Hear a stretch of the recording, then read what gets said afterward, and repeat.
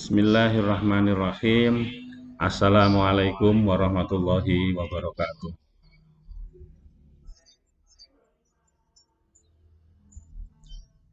Alhamdulillah, pada kesempatan pagi hari ini kita bisa bertemu pada pembelajaran tatap muka secara virtual.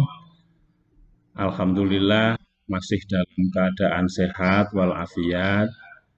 Semoga saudara-saudara, teman, keluarga yang saat ini sedang menjalani isolasi karena terpapar COVID-19 bisa segera disembuhkan, mendapatkan kesembuhan kembali seperti semula. Alhamdulillah, kita semoga selalu dijaga dan dijauhkan dari paparan wabah COVID-19. Marilah kita awali pembelajaran pagi hari ini dengan bersama-sama membaca suratul Fatihah. Semoga ilmu yang kita peroleh menjadi ilmu yang manfaat, barokah, fid dini, fid dunya, wal akhirah. Amin. Al-Fatihah.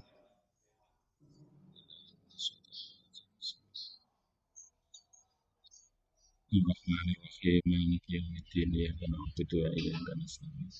Ihdinas siratal mustaqim, siratal ladzina an'amta 'alaihim ghairil maghdubi 'alaihim waladdallin. Amin. Terima kasih anak-anak. Untuk materi yang pertama pada hari ini adalah sosialisasi pembelajaran fikih semester Gasal tahun pelajaran 2021-2022.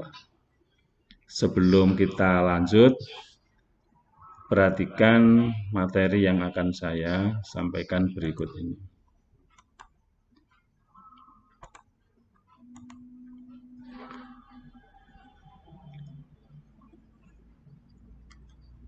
Materi fikih kelas 12 untuk semester Gasal ada 5 bab. Yang pertama tentang konsep usul fikih. Konsep usul fikih pada bab 1 beserta subbabnya ada pengertian fikih dan usul fikih, objek pembahasan ilmu fikih, tujuan mempelajari fikih dan usul fikih, serta menganalisis pertumbuhan dan perkembangan fikih dan usul fikih. Kemudian ditutup dengan uji kompetensi. Pada bab 1 ada 4 poin yang akan kita selesaikan pada bulan Juli. Sehingga praktis bulan Juli ini bab 1 harus selesai. Padahal ini sudah minggu ketiga, kurang 2 minggu.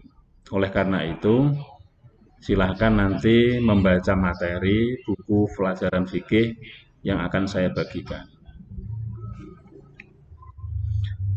Bab yang kedua, sumber hukum Islam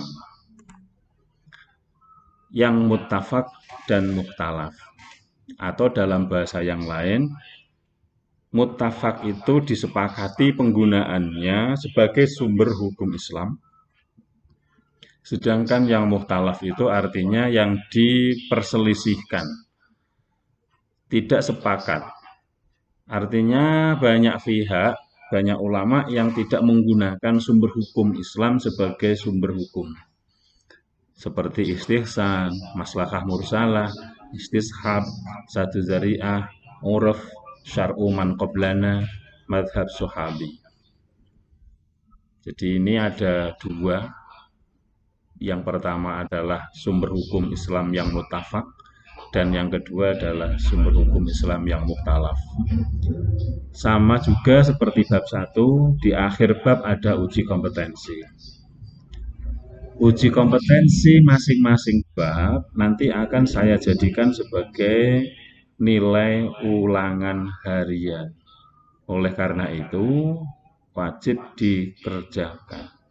Teknisnya, nanti anak-anak mengumpulkan lembar atau buku kumpulan soal uji kompetensi dan jawabannya. Kalau ada 5 bab, maka kalian akan saya minta mengumpulkan 5 uji kompetensi beserta jawabannya. Itu sebagai nilai ulangan harian. Sedangkan kita lanjut ke bab yang ketiga tentang konsep ijtihad dan bermadhab. Apa itu konsep ijtihad dan bermadhab? Nanti kita pelajari pada pertemuan bab ketiga. Insya Allah kalau ketiga ini berarti ya Juli, Agustus, September ini, bulan September. Nanti pada bulan September kita akan pelajari konsep ijtihad dan bermadhab. Lanjut bab keempat adalah hukum syarak dan pembagiannya. Di sini ada 1 al-hakim, kemudian B menganalisis al-hukmu, pengertian hukum, hukum taklifi, hukum wadai, kemudian mahkum fih, mahkum alaih. Nah, ini nanti lebih jelasnya pada pembelajaran bab 4 tentang hukum syarak dan pembagiannya. Kemudian bab yang kelima adalah al-qawaidul khamsah. Al-qawaidul khamsah itu artinya 5 dasar atau asas. Di dalam fikih itu ada asas dasar yang disepakati ketika seseorang akan melakukan ijtihad atau melakukan penelitian hukum. Sebagai contoh, qawaidul khamsah yang pertama adalah al-umuru bimaqasidiha. Artinya segala sesuatu tergantung tujuannya. Melakukan apa saja itu tidak terlepas dari motif atau tujuan. Kalian belajar tujuannya apa? Kalau tujuan belajar sekolah kalian itu untuk pacaran misalnya, maka sudah dosa itu, sudah salah. Perkara yang kamu lakukannya itu salah, karena tujuannya salah. Ada orang sholat di masjid setiap hari. Dia sholat jamaah tiap hari di masjid. Tapi tujuannya bukan untuk mendapatkan ridho dan pahala dari Allah. Tujuannya adalah biar dinilai oleh masyarakat sebagai orang yang soleh, orang yang takwa, muttaqin. Salah kalau tujuan sholat di masjid untuk mendapatkan status itu. Maka perbuatan sholatnya di masjid itu salah. Bukan sholatnya, perbuatan sholatnya di masjid itu yang salah. Kalau sholatnya baik, sudah benar, wong kewajiban. Yang salah adalah perbuatannya. Ini yang pertama. Maka dalam fikih itu bisa mengatakan, oh kamu salah. Kenapa salah? Ini haram, ini makruh, dan sebagainya. Itu karena ada sesuatu yang mendasari. Di antaranya kita kenal dengan istilah al-umuru bimaqasidiha. Segala sesuatu tergantung tujuannya. Maka tujuan yang baik, maka yang dilakukan juga baik. Yang dilakukan baik belum tentu tujuannya baik. Seperti sholat. Sholat kan baik, tapi tujuannya bisa tidak baik. Untuk pamer misalnya. Nah, ini yang kelima sangat menarik, nanti kita bisa elaborasi lebih dalam. Dengan modal 5 bab ini, saya berharap kalian bisa memahami fikih tidak hanya dari luar. Jangan menganggap fikih itu secara luar saja. Menganggap orang berpakaian, pakai jubah, pakai sorban, batuknya jidatnya hitam, itu belum tentu menunjukkan kesolehan, menunjukkan kebaikan amal yang dilakukan. Bisa jadi batuk ireng itu supaya dikenal, wah itu ahli sujud itu. Maka banyak Apa tujuannya bathuk ireng itu? Terus katok cingkrang, biar dianggap mengikuti sunnah Nabi. Kalau tujuanmu pamer supaya dianggap mengikuti sunnah Nabi, salah pakai celana cingkrang.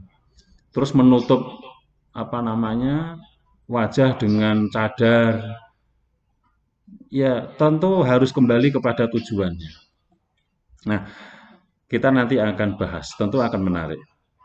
Perhatikan, sesuai perencanaan yang tadi saya sampaikan, maka pada bulan Juli, Agustus, September, Oktober, November, ada 5 bulan ini kita maksimalkan untuk membahas 5 bab.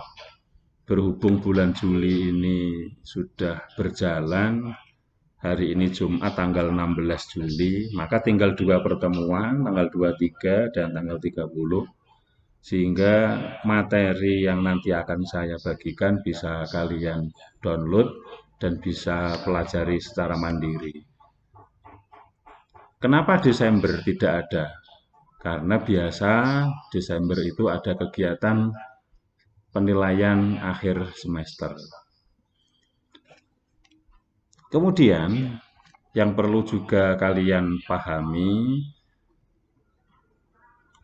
kegiatan pembelajaran setiap pertemuan itu harus ada bukti kehadiran. Nah,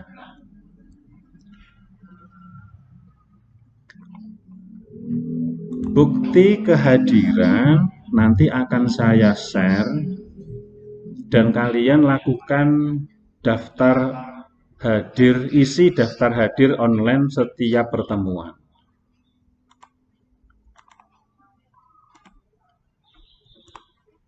Perhatikan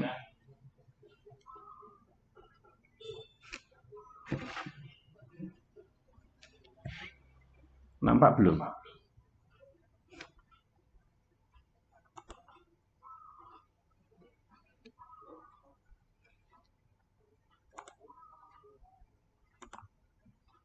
Halo Razihan, dengar suara saya? Oke, berarti masih terdengar. Saya mau presentasikan kok tidak muncul ya. Oke, nanti saya share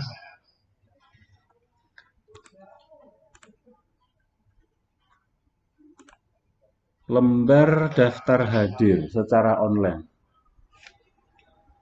Kalian isi daftar hadir secara online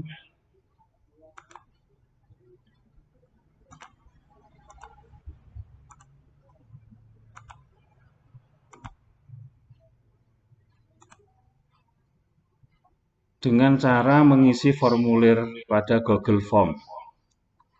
Kemudian, kapan absen ini bisa diisi? Idealnya pada saat pembelajaran berlangsung dan berakhir saat pembelajaran selesai.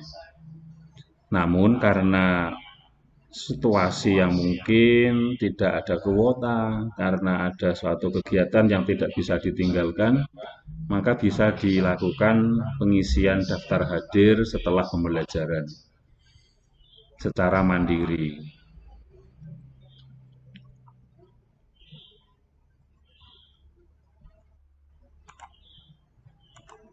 Oke, sebentar.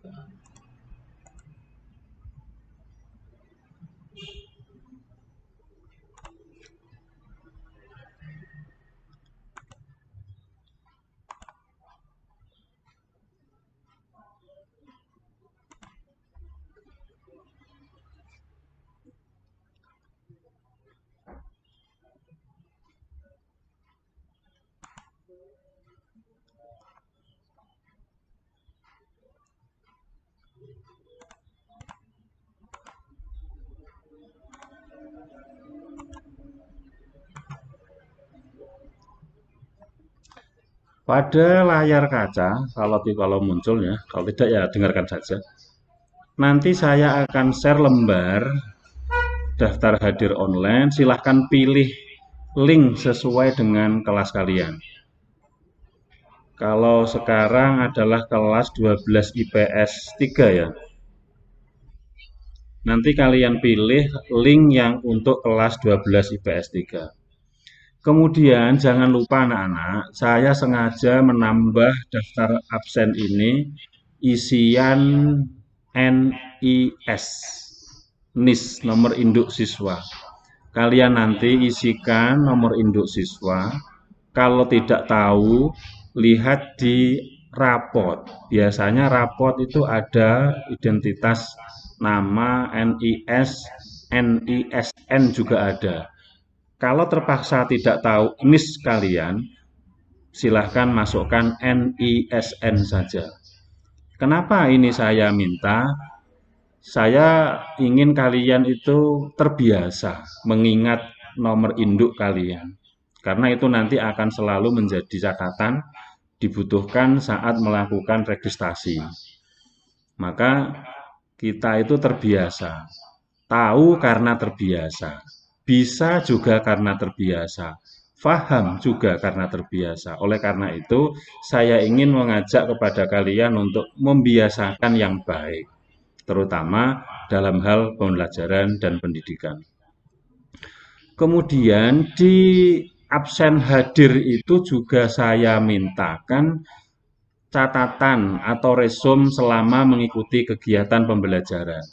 Materi apa yang kalian pelajari, tuliskan resumnya, catatan singkatnya, tapi ya jangan terlalu medit.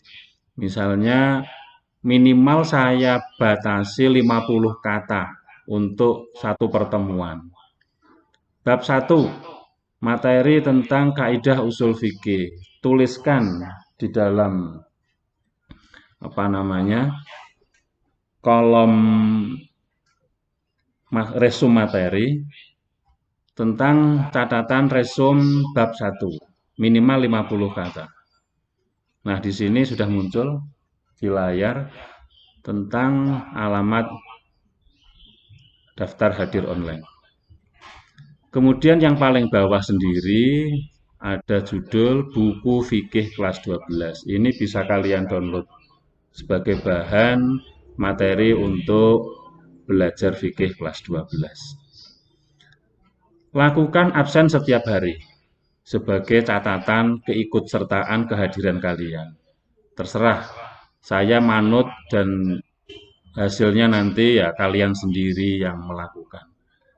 Ini adalah pelajaran tanggung jawab, pelajaran kedisiplinan kalian, penilaian kepribadian kalian.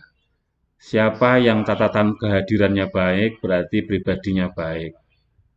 Siapa yang tidak mengisi daftar hadir, berarti kepribadiannya perlu dipertanyakan dan perlu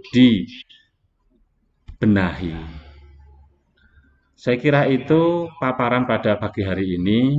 Untuk hari ini, daftar hadir silahkan isi dan resum catatan hari ini kalian cukup isi dengan paparan materi fikih, pembelajaran materi fikih menggunakan aplikasi Google Meet. Karena ini memang tahap pertama, pertemuan pertama sebagai awal, dan catat nanti di resum.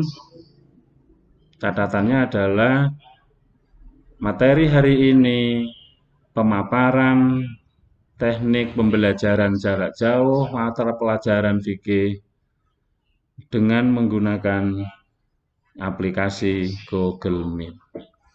Masih ada waktu 5 menit, saya tutup dulu, kemudian saya bagikan lembar absennya dan segera lakukan absen online. Paham ya?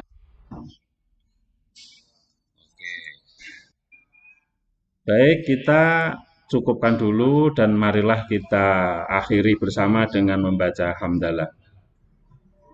Alhamdulillahirrahmanirrahim. Sampai ketemu pada minggu depan dengan aplikasi yang sama dan marilah kita berdoa kepada Allah semoga wabah corona segera pergi dari Indonesia. Akhirul kalam, wassalamualaikum warahmatullahi wabarakatuh.